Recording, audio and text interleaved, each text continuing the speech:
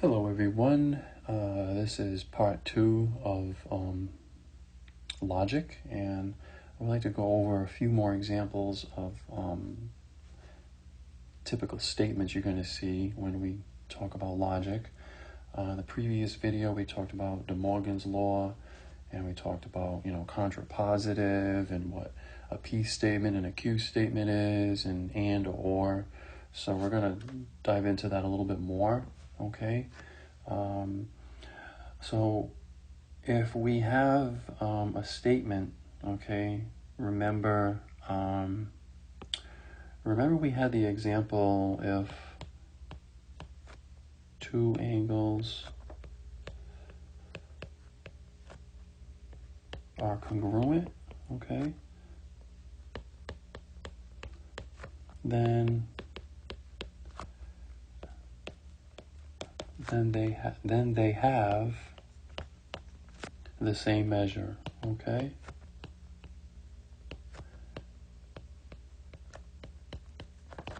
So remember, if you have P, then you have Q, right? If P, then Q.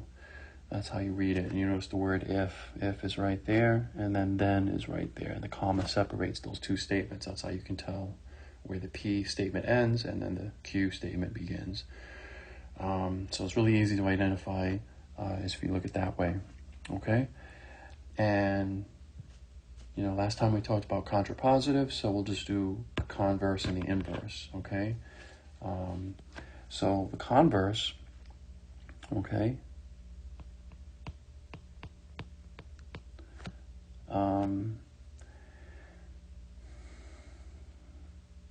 the converse is when you just switch the two statements, okay?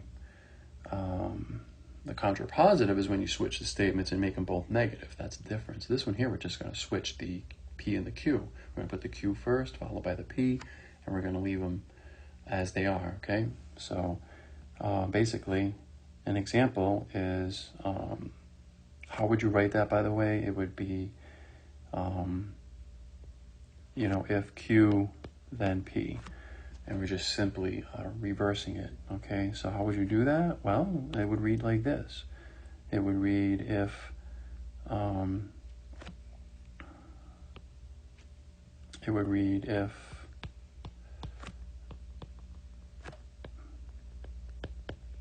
two angles have the same measure,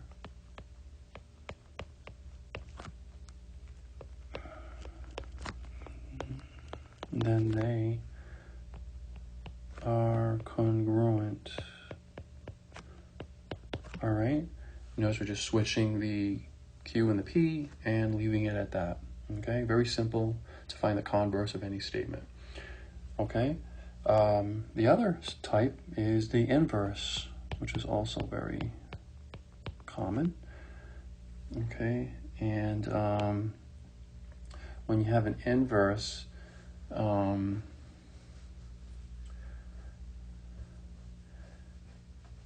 we are going to negate them, okay, but we're not switching them around, okay? So basically, if you think about it, if you read it, okay, you keep the same order as the original, statement that we had in gray on top. And basically, you just negate both of those statements. So rather than saying, if two angles are congruent, then they have the same measure, you would say, if two angles are not congruent, then they do not have the same measure. You follow? You're just negating both statements, but you're leaving the order the same. So if you write it, okay, we originally had this, right? If P, then Q. Well, again, we're negating that. Let me write that a little bit bigger. Okay, I'm sorry. Let me go ahead and rewrite that. So, if you have P, then you have Q, right? Well, the inverse is the negation of P and the negation of Q. You're not really switching the order, you're just negating both of them. So it would read something like this. Okay, if two angles are not congruent. You notice the word not? Are not congruent.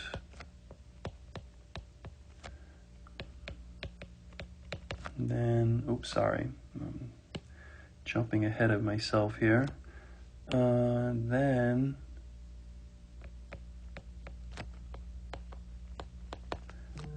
they do,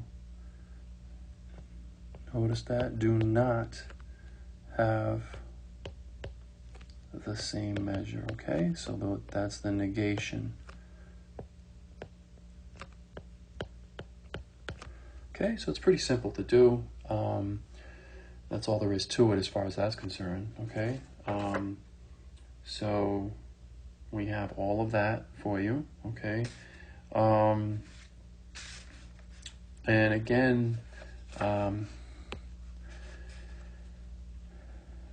remember the converse reads if Q, then P, all right?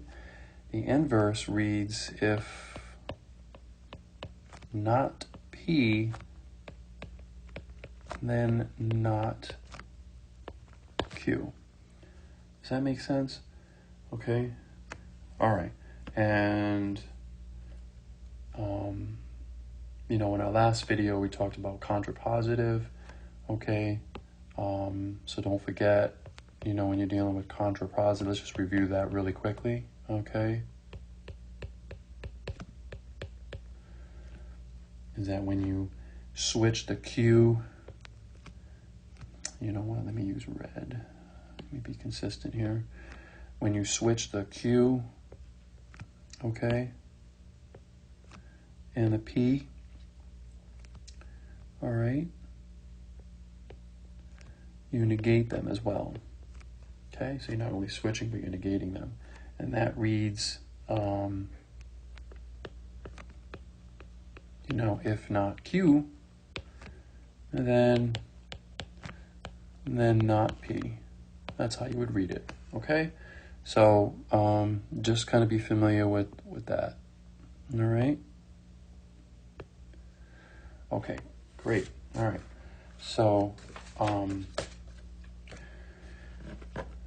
the next thing that we'll do is some truth tables, and we'll talk about the two most common ones is the and the or, okay? So I'll try to keep this straightforward as possible. You know what?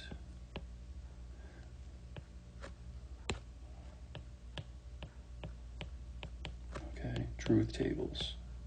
Whoops. Okay. And the first thing we're going to talk about is conjunction.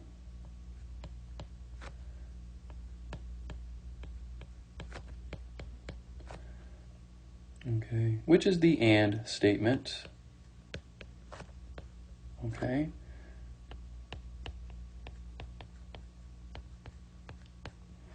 And you remember the symbol for and, right? It's the upside down V. Okay, you remember that? All right, and it's also known as P and Q.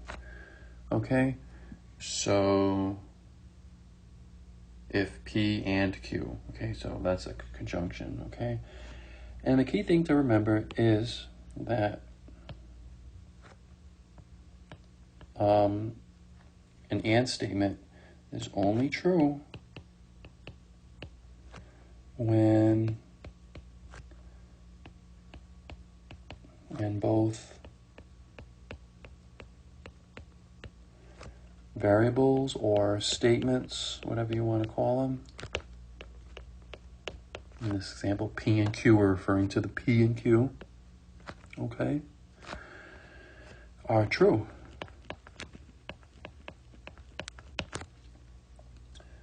Okay, only true when both statements are true.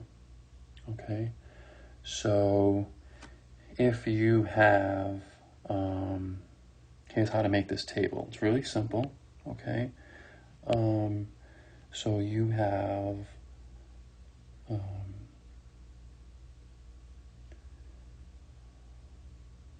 you have, how would I want to write this? You know what I'll put? Yeah, I'll put a P column and a Q column. And then I'll put the P and Q column last. So let's say you have a true P statement. Okay? Then in order for both statements to be true, the Q statement and the P statement have to be true. Therefore, P and Q are true statements. Okay?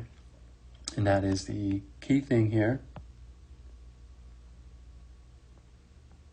Okay?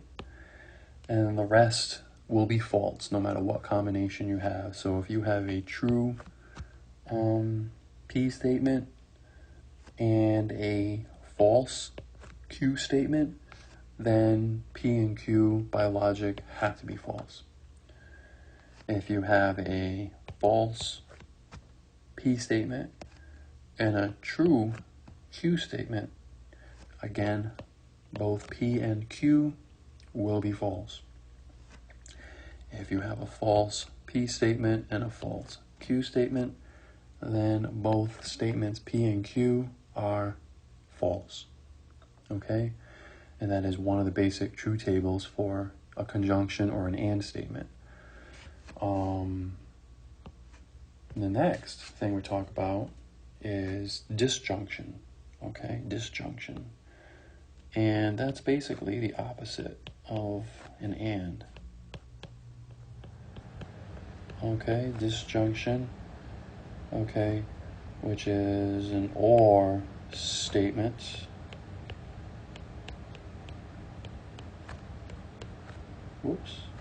Or statement. And that is, so if you have P or Q, remember or is the right side up V, okay. Keep in mind that an or statement is true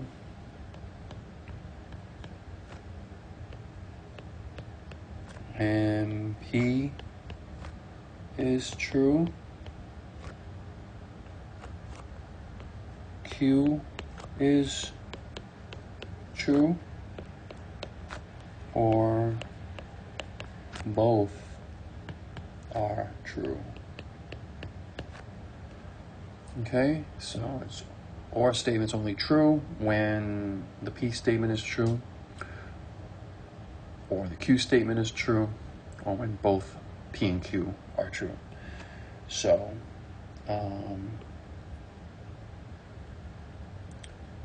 okay, so we have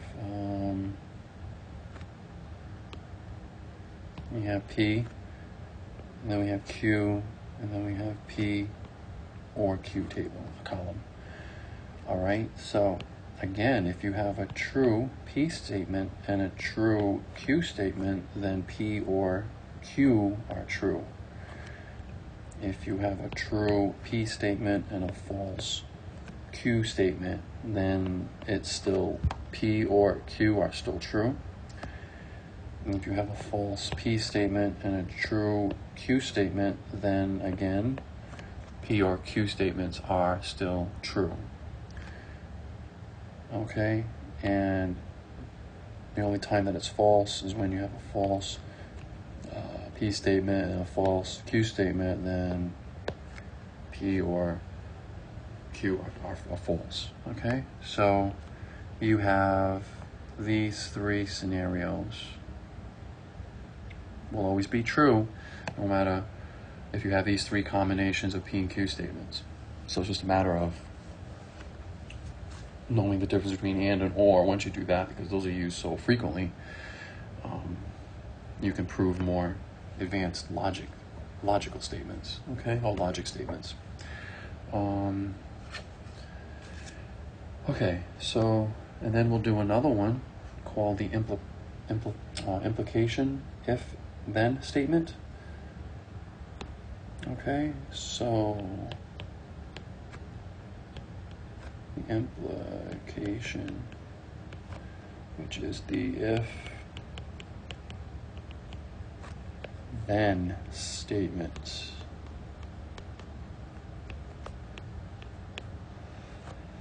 Okay, so if P, then Q. That's how you write it. It's also known as the conditional statement. Okay, so just kind of keep that in mind. Conditional is more often used than the word implication, but it does mean if you imply something, then something, right?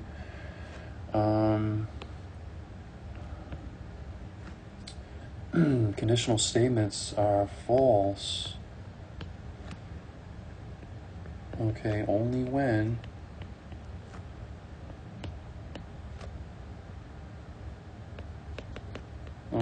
the first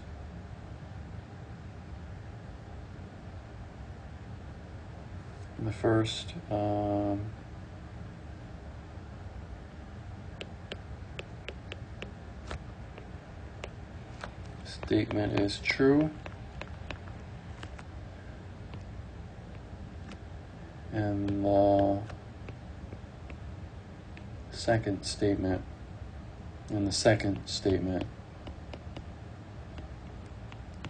is false. Okay, so that's kind of important. Okay, so let's write this out. Okay, we'll have a P, Q, and then if P, then Q column here. All right, so again, if you have a true P statement and a true Q statement, then if P, then Q would be true. So the only time that this would be false is when you have a true statement, a true P statement and a false Q statement. Then if P, then Q, that would be false. Okay, and then all the others are true. Okay, so if you have a false P statement and a true Q statement, then if P and Q will be true. And if you have false P and a false Q, then it's still true. Okay, the if then statement is still true. So the only time that it's false is when you have this combination here. Okay, so that was kind of easy to remember. All right, and then we have what we call a biconditional statement or equivalence statement.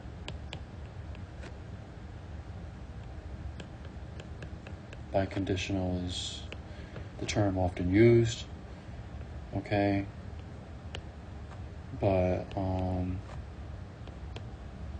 it also means the equivalent statement, okay?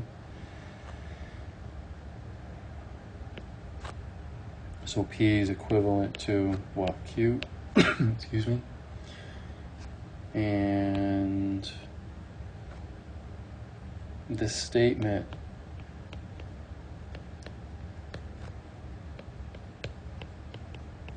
is true whenever both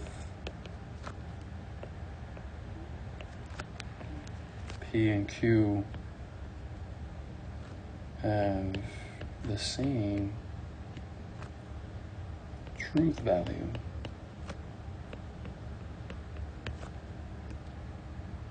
Okay, so if you have a P column, Q column, and your equivalence column, right? P is equivalent to Q. Okay, so again, this can happen. If you have a true P statement and a true Q statement, then your biconditional statement is true. Okay? However, if you have a true P statement and a false Q statement, then your biconditional is false. Same thing if you switch. If you have a false P and a true Q, then you have a false biconditional statement. And then if you have a false P statement and a false Q statement, then you have a true biconditional statement. So these are the ones that you want. That will be true. The other ones will be false. So it's identifying, you know, what the biconditional means, what is conditional, junction, disjunction.